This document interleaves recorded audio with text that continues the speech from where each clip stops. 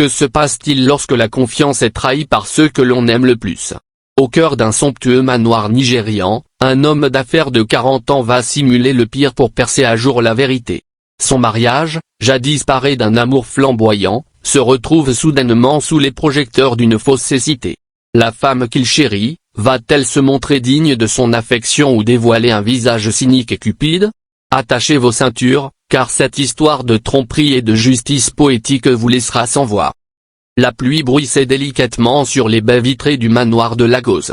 À l'intérieur, dans son bureau, Monsieur Adebayo, un homme d'affaires prospère de 40 ans, était plongé dans ses pensées. Ses mains, qui avaient bâti un empire dans le domaine des technologies et de l'immobilier, tremblaient légèrement. Le doute rongeait son cœur. Sa jeune et séduisante épouse, Lola, l'aimait-elle sincèrement ou n'était-elle intéressée que par sa fortune? Il se souvenait d'une soirée, le jour de son anniversaire, où Lola avait prononcé un vœu poignant devant leurs amis: « Même si tu perds la vue, je ne te quitterai jamais. Je serai tes yeux, je t'aimerai jusqu'à la fin. » Tout le monde avait applaudi, mais Adebayo avait eu un pressentiment. Il se demandait si ces mots n'étaient pas que des paroles. Des années plus tard, il était prêt à le découvrir. Le matin suivant, il convoqua son médecin de famille, le docteur Kounou. « Je veux que vous m'aidiez à mener une expérience », lui annonça Adebayo. « J'ai besoin que vous déclariez à ma femme et au monde entier que j'ai perdu la vue. » Le docteur Kounou, incrédule, prévint son patient des risques psychologiques d'une telle mise en scène. Mais Adebayo, résolu, lui expliqua son plan: « J'ai besoin de tester la loyauté de ma femme. Je dois savoir si elle m'aime, ou si elle aime ce que je représente. » Il avait déjà tout préparé, y compris la simulation d'un diagnostic de lésion rétinienne irréversible et une forte rémunération pour le docteur. Ce dernier, après un soupir, accepta, non sans prévenir Adebayo: « J'espère que vous ne regretterez pas ce que vous allez découvrir. » 2 jours plus tard, Lola rentra d'un week-end de détente. Son sourire radieux s'effaça à la vue d'Adebayo, assis calmement dans le salon, entouré de sa famille proche. « Adebayo, que se passe-t-il ?» s'exclama-t-elle en se précipitant vers lui. Il lui annonça la terrible nouvelle d'une voix empreinte de tristesse. Lola, d'abord choquée, feignit la compassion: « Mon amour, je serai là pour le meilleur et le pire. Je me souviens de mon vœu. » Mais au-delà de sa voix mielleuse, Adebayo décela une lueur de calcul dans ses yeux. Il garda son calme, jouant son rôle à la perfection, tout en sachant que le véritable test ne faisait que commencer. Durant le premier mois, Lola joua le jeu parfaitement. Elle s'assurait que le personnel lui parlait avec douceur, le guidait dans la maison et lui prodiguait des soins attentionnés. Mais Adebayo, dont les sens étaient désormais décuplés par sa fausse cécité, sentait une affection mécanique, un jeu d'acteur. Un après-midi, il entendit au téléphone, sa voix feutrée et excitée. « Ne t'inquiète pas, il est complètement aveugle maintenant. C'est comme vivre avec une statue sans vie. » La trahison lui brûla la poitrine, mais il garda son visage impassible.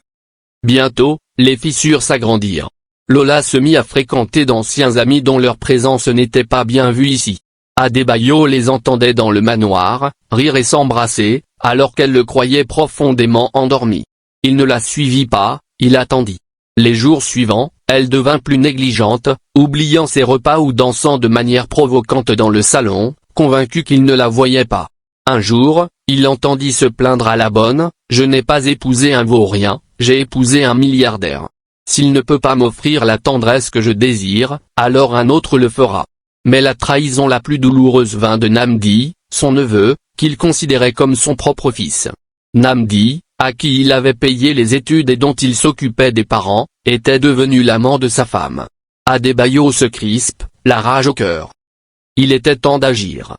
Adebayo appela son avocat, Maître Okoye, par une ligne sécurisée. « C'est pire que je ne le craignais. Elle couche avec le neveu que j'ai élevé comme mon propre fils, avec d'autres hommes. Elle me croit impuissant, mais le piège est tendu. » Sous les conseils de son avocat, Adebayo installa des caméras discrètes dans son demeure luxueux. Des semaines d'enregistrement s'accumulèrent, preuve irréfutable de la trahison et l'arrogance de Lola. Ce soir-là, Lola entra dans la chambre vêtue d'un peignoir de soie mauve, son maquillage encore frais. Elle s'assit sur le lit à côté d'Adebayo et lui caressa l'épaule. « Tu as été si silencieux ces derniers temps », dit-elle doucement. « J'ai réfléchi, répondit-il. « De quoi ? de qui je suis sans mes yeux. Elle rit légèrement. Tu es toujours le même homme, juste un peu plus lent. Il hocha la tête. M'aimes-tu Lola? Elle marqua une pause. Pourquoi me demandes-tu ça? Je me demandais simplement si l'amour avait besoin d'eux pour survivre. Elle se pencha et l'embrassa sur le front. Bien sûr que je t'aime. Bébé. Mais ce baiser était froid, vide. Et dénué de tout sens. Un geste répété pour distraire. Non pour réconforter. Le lendemain matin, alors qu'il était assis dans le jardin, faisant semblant d'écouter les messages avec son téléphone, il entendit Lola donner des instructions à la gouvernante. Prépare mes affaires. Discrètement et n'en parle à personne. Je vais passer un week-end chez mes parents. Madame, chuchota la gouvernante. Vous ne le dites pas à chef Adebayo? Adebayo est aveugle. Que va-t-il faire? Me poursuivre? Ils rirent tous les deux. Le chef Adebayo serra fort le poignet et sur le point d'exploser dans sa chaise. Quelques jours passèrent. Un soir, Lola tenta de le faire signer des documents pour la procuration d'un compte bancaire. Adebayo signa, sachant qu'il s'agissait de faux comptes sans liquidité et quelques titres de propriété. Il l'entendit plus tard se vanter au téléphone, avec un autre amant, d'avoir accès à des propriétés valant des milliards. Une fois les papiers réglés, on vend la maison et on disparaît. Direction Londres. Vivre notre rêve qu'on a toujours rêvé. Le cœur d'Adebayo se serra. Elle n'avait pas seulement trahi leur amour, elle trahissait son nom, son intégrité et son héritage. Le jour du jugement arriva.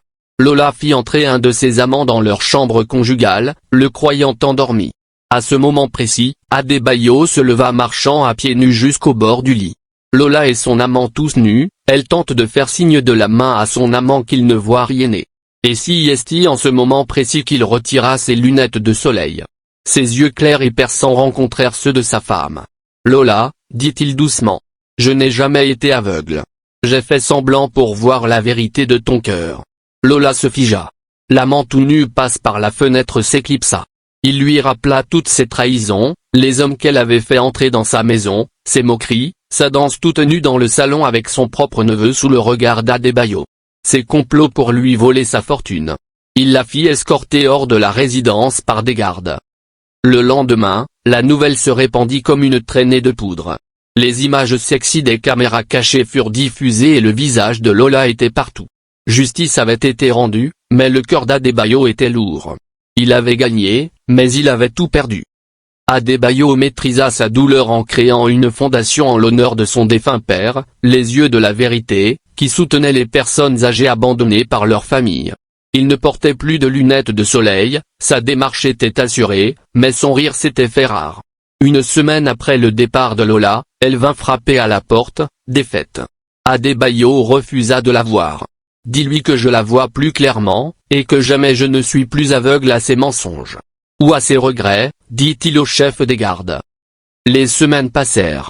La résidence retrouva son calme. Adebayo avait perdu une femme, mais avait retrouvé sa vue et la vérité. Le matin, il se tenait dans le jardin, l'endroit même où Lola avait jadis disait avec toi bébé. Ce sera pour le meilleur et pour le pire. Les mots ne coûtent rien, murmura-t-il, mais la vérité est chère. Il avait transformé sa douleur en un but, créant un espace de guérison pour ceux qui, comme lui, avaient été trahis. Il se sentait serein et confiant, car il avait enfin appris à écouter avec des yeux qui ne se fermeraient plus jamais.